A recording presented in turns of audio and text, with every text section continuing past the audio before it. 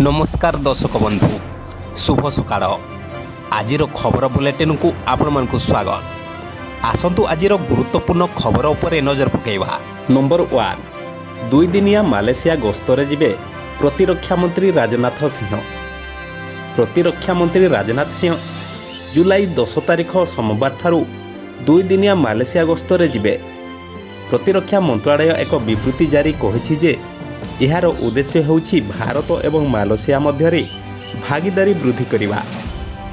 प्रतिरक्षा मंत्रालय कहिछि कि राजनाथ सिंहଙ୍କ ଏହି गस्त द्विपाक्षिक प्रतिरक्षा सहयोग को मजबूत करिबो।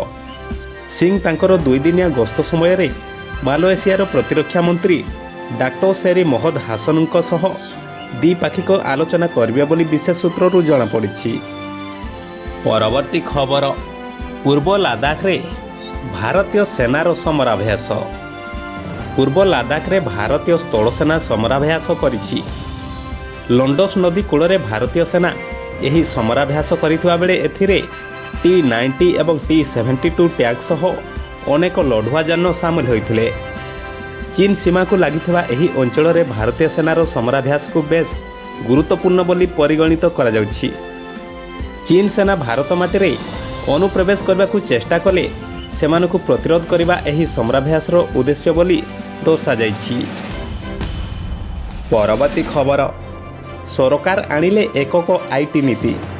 राज्य सरकार एणिकी प्रजुक्ति विद्या क्षेत्र रे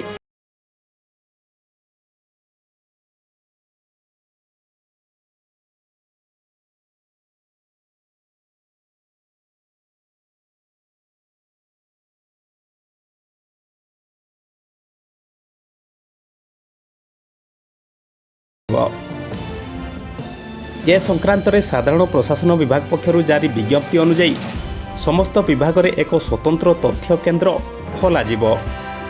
यार नेटवर्क भित्तिभूमि जे कौनसी संस्था जरिया सुदृढ़ीकरण करा जाय पारिबो।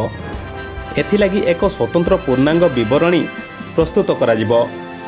स्वतंत्र कक्ष रे दूरभाष केन्द्र सहित आभासी बैठक लगी व्यवस्था और अत्याधुनिक आईटी जंत्रपाति लागिबो। विभागर कार्यशैली को त्वरान्वित करने लगी दूरभाष और वेब व्यवस्था रहिबो।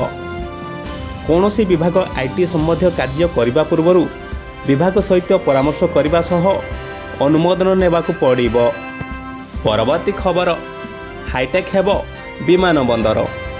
देशर 43टी विमान बंदर रे यात्री एवं बैगेज प्रक्रियाकरण पई क्लाउड आधारित टेक्नोलोजी ग्रहण करने पई airport authority of India SITA सहित चुक्ति करिछि।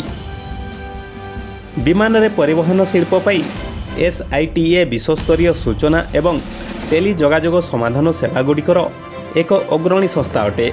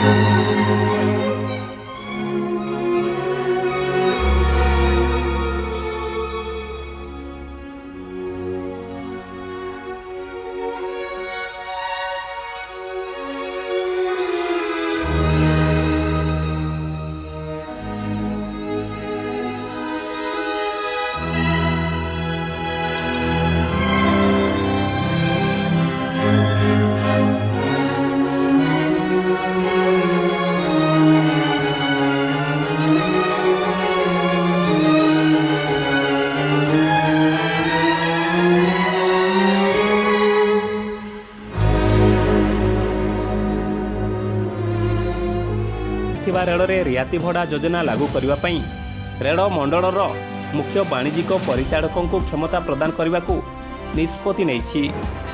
ରିହାତି ମୂଳ ଭଡ଼ା ଉପରେ ସର୍ବାଧିକ 25% ପର୍ଯ୍ୟନ୍ତ ରିହାତି ରହିବ।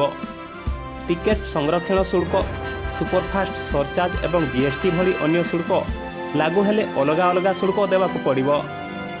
ରେଳରେ ଯାତ୍ରୀଙ୍କ ସଂଖ୍ୟାକୁ ଆଧାର କରି ଯେକୌଣସି କିମ୍ବା ସବୁ ଶ୍ରେଣୀରେ ରିହାତି ପ୍ରଦାନ କରାଯିବ।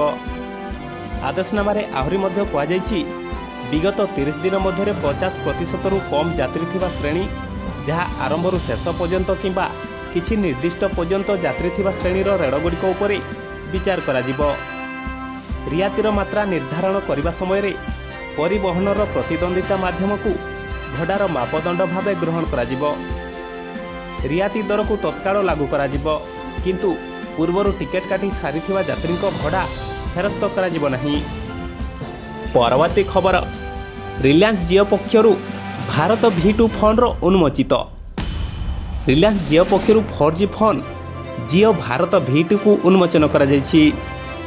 ଏହା 900 ଟଙ୍କାରେ ଉପଲବ୍ଧ ହେବ। ଜିଓ ଭାରତ V2 ଫୋନ୍ ଜରିଆରେ 10 କୋଟିରୁ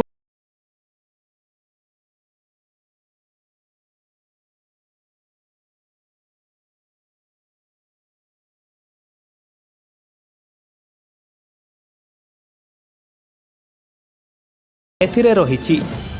ରିଲାଏନ୍ସ ଇଣ୍ଡଷ୍ଟ୍ରିଜ୍ର ଅଧ୍ୟକ୍ଷ ମୁକେଶ ଅମ୍ବାନୀ 2G ମୁକ୍ତ ଭାରତ ପାଇଁ ଆହ୍ୱାନ ଦେଇଛନ୍ତି। ଦେଶରେ ରହିଥିବା 25 କୋଟି 2G ଗ୍ରାହକଙ୍କୁ 4Gରେ ସାମିଲ କରିବା ଲାଗି କମ୍ପାନୀ ପକ୍ଷରୁ ଜିଓ ଭାରତ ପ୍ଲାଟଫର୍ମର ଶୁଭାରମ୍ଭ କରାଯାଇଛି। ଅନ୍ୟ ବ୍ରାଣ୍ଡଗୁଡ଼ିକ ମଧ୍ୟ ଭାରତ ଫୋନ୍ ତିଆରି କରିବାକୁ ଜିଓ ଭାରତ ପ୍ଲାଟଫର୍ମ ବ୍ୟବହାର କରିପାରିବେ। ମୋବାଇଲ ନିର୍ମାତା କମ୍ପାନୀ କାର୍ବନ ଏହି ପ୍ଲାଟଫର୍ମ ବ୍ୟବହାର ଆରମ୍ଭ କରିଛି। ପରବର୍ତ୍ତୀ ଖବର, ଆସନ୍ତୁ ଜାଣିବା ଏଥର ପାଣିପାଗ ଖବର। ଗତ 24 ଘଣ୍ଟାରେ ରାଜ୍ୟରେ ମୌସୁମୀ ସ୍ୱାଭାବିକ ରହିବା ସହ 10.4 ମିଲିମିଟର ବର୍ଷା ରେକର୍ଡ କରାଯାଇଛି, ଯାହା ସ୍ୱାଭାବିକ ବର୍ଷା 9.3 ମିଲିମିଟର ତୁଳନାରେ 12% ଅଧିକ ରହିଛି। କଟକର ବାଙ୍କିଠାରେ ସର୍ବାଧିକ 65.4 ମିଲିମିଟର ବର୍ଷା, କେନ୍ଦୁଝରର ଘସିପୁରାଠାରେ 57.5, ବଲାଙ୍ଗୀରରେ 57.0, ଭୁବନେଶ୍ୱରରେ 5.8 ମିଲିମିଟର ବର୍ଷା ରେକର୍ଡ କରାଯାଇଛି। ଉପକୂଳବର୍ତ୍ତୀ ଅଞ୍ଚଳରେ ମଧ୍ୟ ହାଲୁକାରୁ ମଧ୍ୟମ ଧରଣର ବର୍ଷା ଦେଖିବାକୁ ମିଳିଛି। ଆସନ୍ତା 9 ତାରିଖରୁ 12 ତାରିଖ ମଧ୍ୟରେ ରାଜ୍ୟର ବିଭିନ୍ନ ସ୍ଥାନରେ ବର୍ଷାର ସମ୍ଭାବନା ରହିଛି।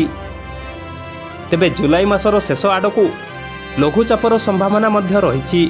ଆଜିର ଖବର ବୁଲେଟିନ୍ ଏତିକିରେ ଶେଷ ହେଲା। ଆସନ୍ତାକାଲି ପୁଣି ଦେଶ ବିଦେଶର ନୂଆ ନୂଆ ଖବର ସହ ଆପଣଙ୍କ ନିକଟରେ ଉପସ୍ଥିତ ରହିବି ଠିକ୍ ଏହି ସମୟରେ। ସେତେବେଳେ ପର୍ଯ୍ୟନ୍ତ ବିଦାୟ ନେଉଛି। ନମସ୍କାର। ଆଜିର ଦିନଟି ଆପଣମାନଙ୍କ ପାଇଁ ମଙ୍ଗଳମୟ ହେଉ।